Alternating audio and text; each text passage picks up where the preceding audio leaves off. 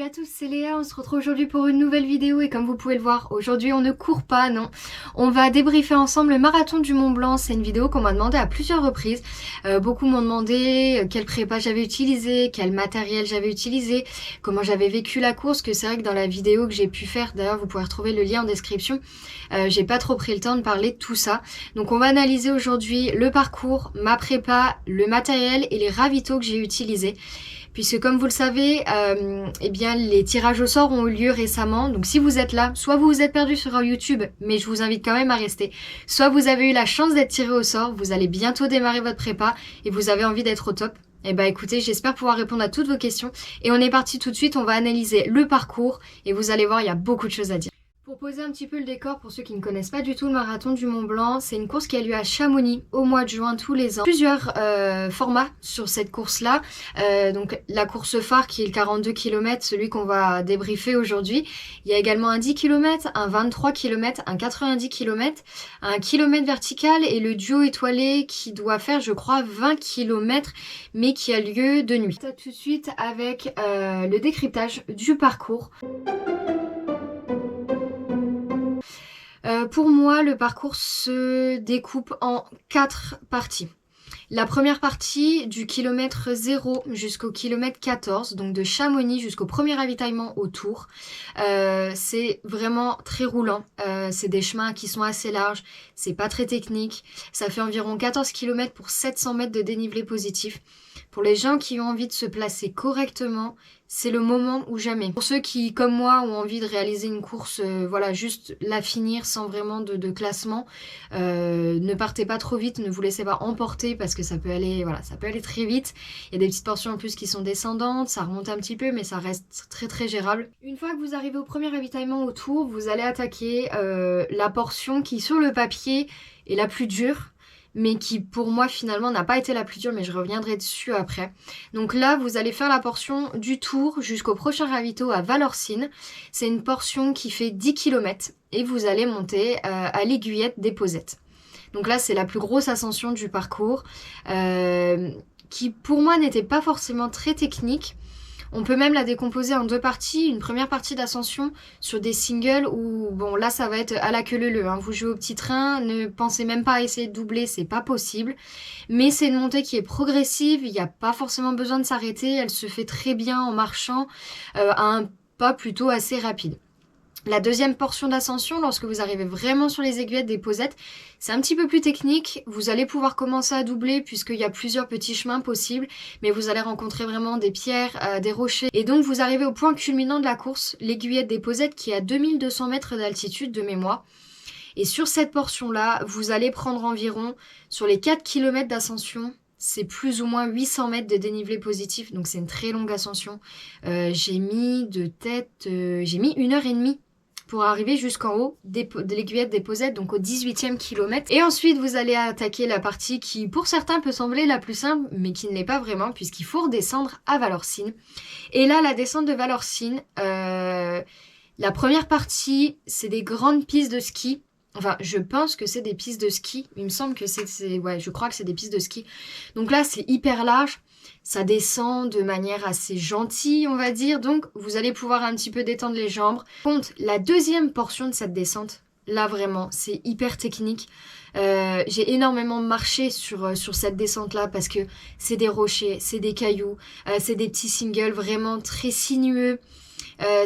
Voilà, ça reste assez technique, donc prenez votre temps, en sachant que sur cette portion-là, c'est 6 km de descente pour 1000 mètres de dénivelé négatif. Vous aurez terminé cette très très longue descente, vous arriverez au ravitaillement de Valorcine, donc au 24e kilomètre. Pour les personnes qui souhaitent se faire assister sur la course, il est possible de retrouver des accompagnants à Valorcine. C'est facile d'accès, il y a un parking. Moi, pour ma part, mes parents et mon conjoint avaient pu m'y rejoindre.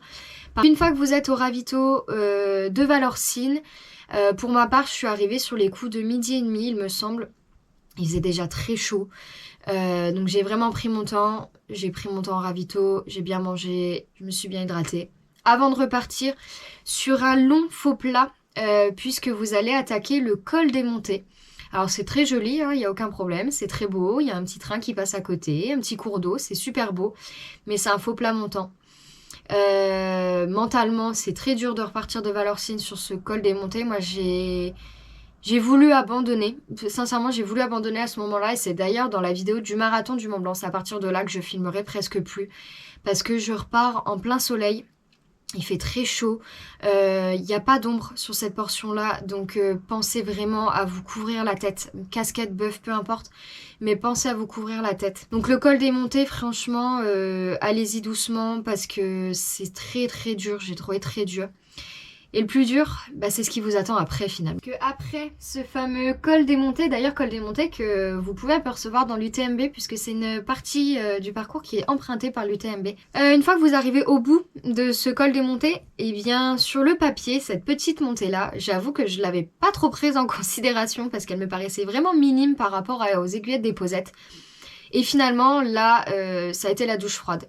C'est la montée au Béchar, une montée qui est très technique, qui est de nouveau en plein soleil. J'ai eu très très chaud, j'ai mis un temps fou à faire cette montée. Je prenais des pauses toutes les 5 minutes, vraiment j'avais un rythme, en fait j'avais même plus de rythme tout simplement. J'ai vraiment eu beaucoup de mal. Donc sur le papier, elle paraît très abordable, en réalité non.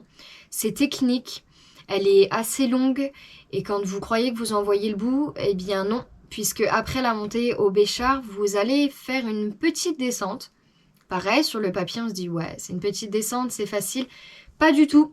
C'est une descente ultra technique avec vraiment, mais là, quand je vous dis des rochers qui clairement font ma taille. Donc on n'est pas loin de l'escalade. J'ai tout simplement pas du tout réussi à courir dans cette portion-là. J'ai beaucoup marché. Bon, j'étais aussi très entamée. J'étais à, je pense à ce niveau-là, à plus de 6 heures de course, sous 30 degrés, donc il faisait quand même très chaud. Donc voilà, ne minimisez pas cette portion de course qui peut paraître assez abordable, mais qui en fait est assez difficile. Et après, on attaque la dernière montée. Et donc une fois que vous êtes arrivé au bout de cette toute dernière descente, eh bien vous allez attaquer la dernière portion qui va vous amener à la Flégère. La Flégère qui sera le dernier ravitaillement avant de redescendre sur Chamonix. La Flégère, il était annoncé au 34e kilomètre. Faites attention, c'est plus loin, on est plutôt à 36,5. On est sur le même type de montée que la montée du Béchar. C'est une montée qui est technique, c'est très rocailleux, c'est totalement épuisant puisqu'on est de nouveau en plein soleil. Donc, une fois que vous aurez entamé que vous aurez terminé finalement la partie la plus technique de la montée, vous allez arriver sur la station de ski de la Flégère, enfin ce que j'imagine être une station de ski, je pense pas me tromper. Vous allez remonter une piste de ski. Quand vous venez de vous taper, je ne sais plus combien de dénivelé positif, mais c'est horrible. Donc cette piste de ski, mais je l'ai en cauchemar. Et une fois que vous arrivez au bout de cette piste de ski, vous voyez le ravitaillement de la Flégère en hauteur et en fait vous vous rendez bien compte qu'il est encore très loin puisqu'il faut encore monter. Donc ça a été une portion très dure, moralement ça a été dur. Mais voilà, une fois que vous arrivez à la Flégère, ça y est, le plus dur est fait. Si vous êtes dans les temps au niveau de la barrière horaire, normalement vous allez redescendre à Chamonix. Et là aussi, on s'attaque à un gros morceau. Donc une fois que vous serez arrivé au ravitaillement de la Flégère, eh bien vous allez entamer les 6 derniers kilomètres. C'est environ 6-7 km de descente jusqu'à Chamonix pour rallier l'arrivée. Et là on se dit ça y est, le plus dur est fait. Eh bien non, puisque vous allez avoir quelques kilomètres sur le balcon de Chamonix. Alors c'est magnifique, hein, c'est très très beau, il n'y a rien à dire. Par contre pour les gens qui comme moi ont le vertige, c'est une tannée. J'ai pleuré toutes les larmes de mon corps sur cet endroit-là. Je ne l'ai pas filmé parce que j'étais plus en état de le faire. Mais ça a été très dur.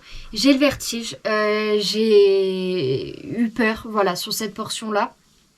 Avec du recul, je pense que c'est c'est la peur qui a pris le dessus parce que ça reste quand même assez abordable. J'ai revu des images d'autres coureurs et je me dis, bon, finalement, il n'y avait peut-être pas tant lieu de paniquer que ça. Mais voilà, pour les gens qui ont le vertige, prenez-le en compte, faites attention, les derniers kilomètres, vous êtes déjà entamé physiquement, mais vous êtes entamé moralement. Ça peut être le coup de grâce, clairement. Vous allez enfin entamer la toute dernière descente. Et attention, elle est costaud. On est sur environ, je pense, 5 km de descente. Vous allez prendre quasi 1000 mètres de dénivelé négatif de nouveau dans les jambes.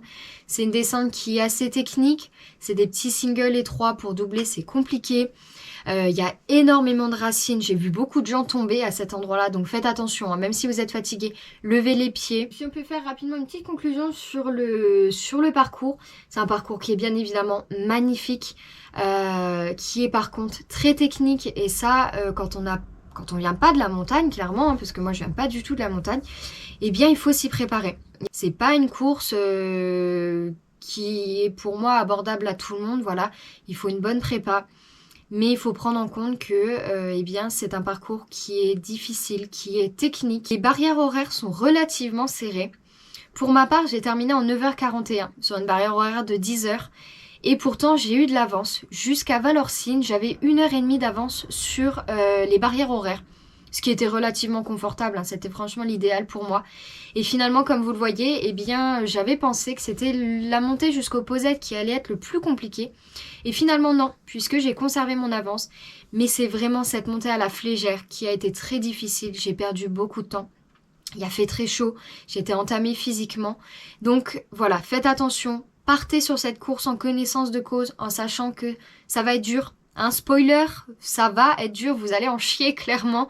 Voilà, donc il y a les barrières horaires qui sont serrées. Vous pouvez avoir une météo comme la mienne, caniculaire, où vous allez avoir très chaud. Mais vous pouvez aussi avoir une météo comme l'année précédente, où ils ont eu de la pluie, des orages, et ils ont dû carrément basculer sur le parcours de repli. Donc voilà, c'est des choses à prendre en considération. Faites attention à tout ça, mais vous allez voir, vous allez kiffer. Bon, du coup, on va aborder la deuxième partie de cette vidéo, à savoir ma préparation. Je vais essayer de vous donner mes conseils et astuces, mais je vais surtout vous dire ce que j'aurais pu faire en plus pour encore mieux réussir cette course. Donc, ma préparation, elle a démarré en janvier 2022, donc, puisque j'ai été tirée au sort en novembre 2021. Donc j'ai démarré ma prépa dès janvier. Je l'ai séparée en deux parties. Ma première partie, ça a été de janvier jusque mars, puisqu'en mars, j'ai couru le Trail des Tranchées, donc un 55 km, donc j'avais déjà un petit peu axé ma saison sur le Trail des Tranchées. Donc j'ai fait une première partie de préparation sur 3 mois, où pour le coup, j'ai pas fait suffisamment de sorties longues, et je l'ai senti sur le Trail des Tranchées. J'avais plus travaillé le dénivelé que les sorties longues. Une fois le Trail des Tranchées terminé, j'ai du coup entamé la dernière partie de prépa, d'avril jusqu'au 26 juin, puisque la course avait lieu le 26 juin. Et là, j'ai essayé quand même de rajouter plus de sorties longues, plus de sorties dénivelées. J'ai fait aussi des week-end shocks. Donc le week-end shock, ça consiste simplement sur le samedi et dimanche à enchaîner plusieurs sorties, à essayer d'avoir le maximum de volume en kilométrage, mais également en dénivelé. Il me semble que j'avais fait des sorties du type 1 heure le samedi en footing et puis 3 ou 4 heures le dimanche. Mais je pense que c'était clairement pas assez pour cette course-là. Il aurait fallu faire plus. Mais sinon pour ma prépa en globalité, eh bien je l'ai axée sur la distance, donc le travail de kilométrage et le travail de dénivelé. Mais clairement, ce qui m'a manqué et ce que j'ai enfin compris, c'est le renforcement musculaire. On peut pas partir sur une course avec 2500 mètres de dénivelé et tout autant de dénivelé négatif, et c'est là que c'est important. Tu peux pas y aller sans faire de renforcement musculaire. Alors, il n'y a pas forcément besoin d'aller faire des grosses séances de musculation, d'aller soulever hyper lourd au squat, au développé couché ou autre. Mais voilà, il faut intégrer des séances de renforcement. Je pense que 2 ou 3, c'est l'idéal. Des squats, la chaise, travailler les fessiers, mais travailler également vos épaules et vos triceps, puisque lorsque vous allez utiliser les bâtons, eh bien mine de rien, tous ces muscles-là vont travailler. On va rajouter également un petit peu de gainage pour avoir un dos fort et musclé qui va tenir jusqu'à la fin de la course. Donc franchement, pensez à ça. Mais pour moi, la prépa, l'idéal, c'est 4 sorties de course à pied par semaine. Une de footing, vraiment tranquille, en endurance fondamentale. Une sortie longue, vraiment à ne pas couper, mais vraiment il faut la faire, c'est important. Une sortie plutôt travail de dénivelé. Alors soit vous habitez en montagne et vous pouvez faire des séances de dénivelé incorporées dans vos sorties longues. Soit comme moi, vous habitez à la campagne, vous prenez la côte de votre village et puis vous allez la monter et la descendre, la monter et la descendre, et vous allez reproduire ça un nombre incalculable de fois. Donc voilà, ça c'est vraiment l'idéal. Et donc 4 séances, vous pouvez éventuellement rajouter de nouveau une petite séance de fractionnisme si vous le souhaitez, ou un autre footing. Et si vous avez la possibilité, éventuellement rajouter peut-être un sport porté, comme le vélo ou la natation. Pour ma part, j'avais choisi le vélo, j'avais rajouté 2 séances de home trainer.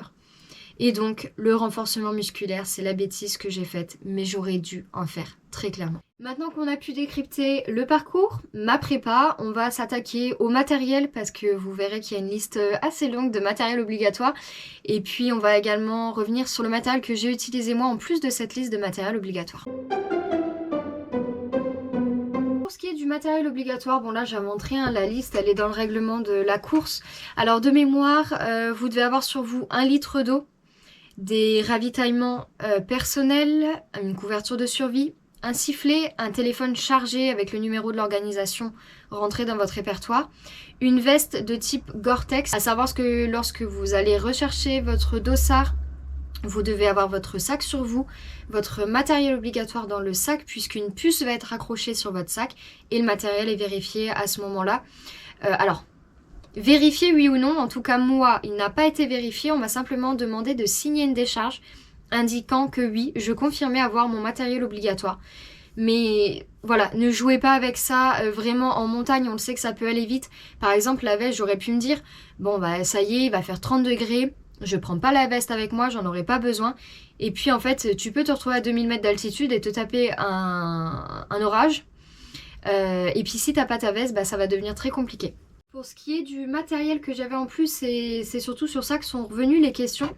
J'avais donc des bâtons 3 brins de la marque TSL.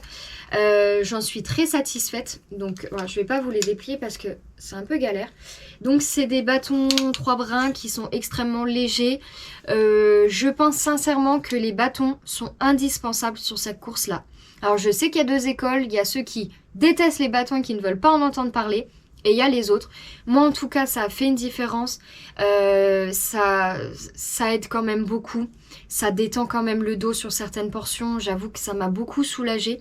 Donc voilà, l'achat de bâtons pour moi, ça a été indispensable. J'ai d'ailleurs acheté cela pour le marathon du Mont Blanc. Pour ce qui est ensuite du sac de trail, on m'a posé aussi quelques questions là-dessus. Du coup j'avais un sac de la marque Aoniji que j'aime tout particulièrement.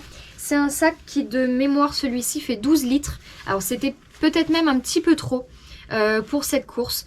Mais il m'a permis en tout cas de ranger bien ma veste parce que j'ai beaucoup de poches, mes flasques, mes bonbons, le téléphone, la GoPro, puisque je me rajoute du poids en plus. Le seul petit défaut, c'est que je ne peux pas accrocher mes bâtons dessus. Donc du coup, je me suis retrouvée avec mes bâtons à la main sur toute la course. Pour les personnes qui ont des sacs Salomon, et je suis d'ailleurs passée sur cette gamme-là depuis, utilisez un carquois. Ça sera vraiment l'idéal parce que au bout de nombreuses heures de course, les épaules, les bras, tout tire à force de porter les bâtons.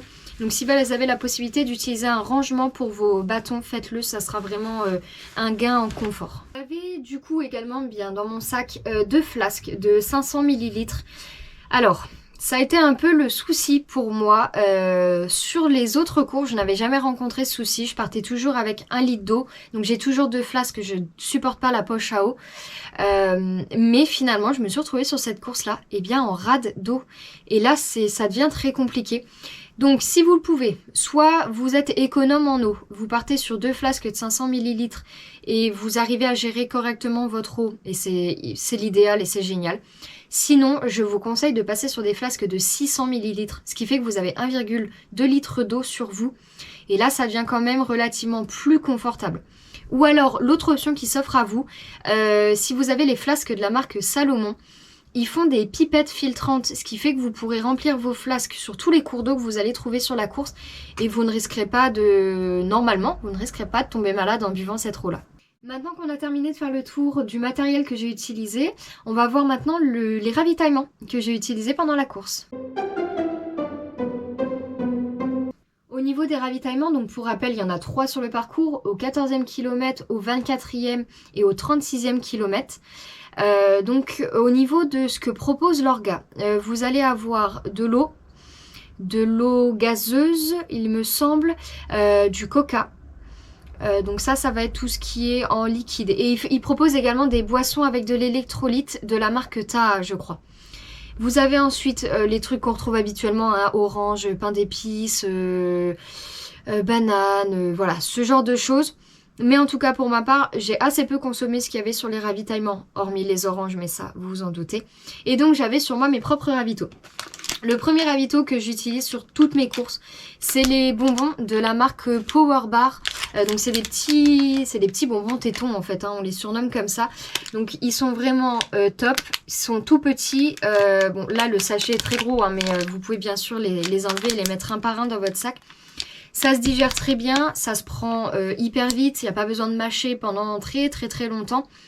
Et je trouve que l'apport en sucre est plutôt bien lissé. Donc moi, c'est des bonbons que j'utilise sur toutes mes courses depuis très longtemps maintenant. Dans mon sac de trail, j'avais également glissé ces petites capsules d'électrolytes. Donc qui vont venir tout simplement remplacer les boissons énergisantes ou les boissons avec l'électrolyte à l'intérieur. Pour ma part, j'en consomme pas. J'aime pas du tout ça.